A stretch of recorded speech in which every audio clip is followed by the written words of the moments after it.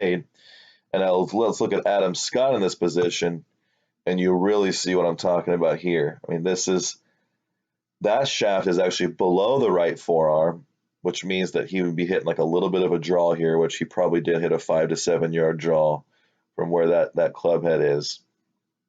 And this is where all great players are, no matter what they do, even Kevin Klein, no matter what they do at the start of the swing, right before impact at this final quarter position, this is where everybody is.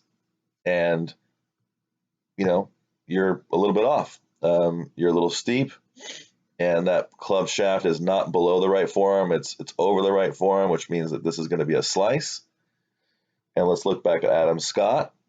Adam has definitely kept his head down more than you as well. He's kept that spine angle. He's stayed down in the shot.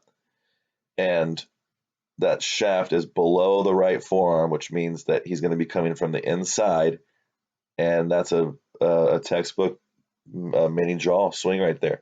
So one of our number one goals is when you're bringing the club down is to try to get you into a position more like this and less like this. So that's steep. That's bringing in from the inside, and it's going to be very tough for you to do. I forgot to say this earlier. Keep in mind when you're making all these changes, it's going to take you a good 2 or 3 months for all this stuff to feel comfortable. But if you're playing every day, maybe a month and a half, it's going to feel like shit at first. You're going to be like, I can't believe I have to do this. But if you don't, you're just going to continue to play bad golf because you can't hit slices and play good unless you're aiming way left and you know what you're doing with it. If you're aiming straight and you're slicing it over to the right, it's going to be water hazard, it's going to be out of bounds, it's going to be rough, it's going to be behind trees, and then you're going to be fighting an uphill battle the rest of the golf hole. That first swing on the golf hole is the most important one. You got to get it into a good position for the rest of the hole, or you'll just always be playing behind the 8 ball. So once again, over the top, coming out of it, standing up, almost standing straight up here, which also promotes a slice. And then look at Adam Scott. I mean, this is just, oh man, if only every golfer could be right here right before impact, everybody would be a scratch player. Let's look at you here at impact and see your impact position is pretty good. I mean, you are standing up out of it, but look at that shaft and that right arm. That's exactly what you want, man. You want that lining up perfect. And so you rescue it last second, but just because of the over the top move and the coming in steep, you're going to put side spin on the ball. And let's look at some lines here. So yeah, I thought the shaft was maybe a little bit under the arm, so you see a little bit of a discrepancy there. But all in all, that's pretty good. You can see the line in front of your head. You definitely have stood up. Want to see that head more over the ball. The spine angle. If I drew 2 lines for the spine angle, one comes from the bottom of your foot up, and then the rest goes through like your torso. That's your spine angle, and your spine angle has definitely changed. Your spine angle is more standing straight up, as opposed to I had your spine angle drawn on another one of these slides. I guess not. I can't find it.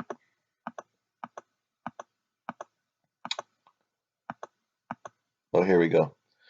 As opposed to this, you can see that angle is your spine angle is much more turned over, and that causes a slice as well. So when you stand up out of the shot, that spine angle decreases, and you hit a slice. And let's go to that slide.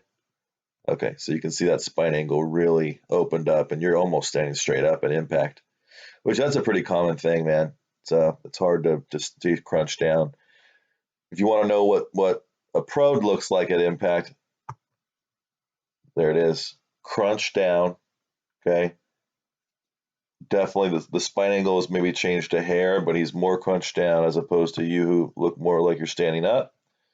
Well, Adam is really crunched over and he's kept that head down. This is Adam at impact. You see that club head's a little bit, that shaft is a little bit, it's lined up with the right forearm pretty much. But you can kind of see where you're at here with that. It's pretty close, man. If you were just crunched over more, you guys would almost look exactly the same. So The start of your swing is good, the very end is good, but it's just those in between areas that you're just losing it. And so let's go back just to recap. Go back to this here. This is like the 85% point of your golf swing. You could just get there 85%, stop taking it back that extra 15%. Trust me, you're not getting a whole lot of power that with that last 15%. And if you get to here and you incorporate that weight shift in, you're going to be driving it way farther than you drive it right now. I would say an extra at least 30 yards you're losing because you're slicing the ball, you're coming out of it, coming over the top, and you're taking it back too far. You don't need to take the golf club back that far. I would take it back to right here and then work on trying to drop the club a little more, come a little bit more from the inside, which I think it'll be easier to do if you're not getting to this position here. It's going to be a lot easier for you to drop the club in. You probably won't even have to work at it that hard. You might not even have to work at it at all. You might just be able to take it back to the 85% point and just drop it straight down towards the ball, and you might not be slicing anymore. I don't know. But if you are still slicing, then you got to, realize that you're just creeping over the top. I definitely do see, and it's a little bit hard to see right here, but you can go back to the videos. You do a little bit of a loop with your hands. So you take the club back, and then you're sort of looping over the top and moving the hands up over the top and moving the hands like towards your head rather than you want these hands like in this slide right here. When you start taking the club head down, you want your hands moving like towards that white ball. And that is the first move that you want to do when you're at the top, is moving those hands straight down as opposed to kind of looping over the top. And you can kind of see with this slide here, hey, those hands have looped over the top, and now you're just in a rescue place here where you're constantly trying to rescue the club from coming over the top and creating a slice. So that's pretty much the gist of it, man. I added a final slide here so you could kind of go back here. So just in all, there's two major big things, okay? There's the weight shift and the swing path at the top, okay? So the weight shift stuff, we talked about that in the beginning of the video. When you take the club away, I want you to load your right side. I want you to move your head like 6 to 8 inches to the right. Then we're only going to try to take it back now to 85%, right?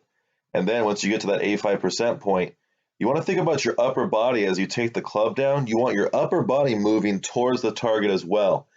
Everything's going towards the target as you start coming down into the ball. And then you get through the ball, and then you finish on your left leg almost falling forward. You are reverse pivoting, you're hanging back, and that's killing your power. So as you come down and you get through the ball, you're going to finish on your left leg, and you're going to finish almost like walking forward, like you're bouncing forward. And we're going to create that Rickie Fowler load and weight shift. And I think Rickie's a good guy to look at for you because he's kind of like the same height and same build as you.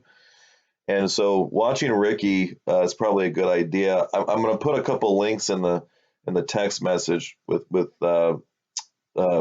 a video of Rickie and a video of Adam, and you can watch those guys and watch back through this video a few times and see what they're doing, and you'll be able, you'll be in a better spot. Okay, so the next one here, swing path at the top. So this is the second part of it. You're getting that path off at the top.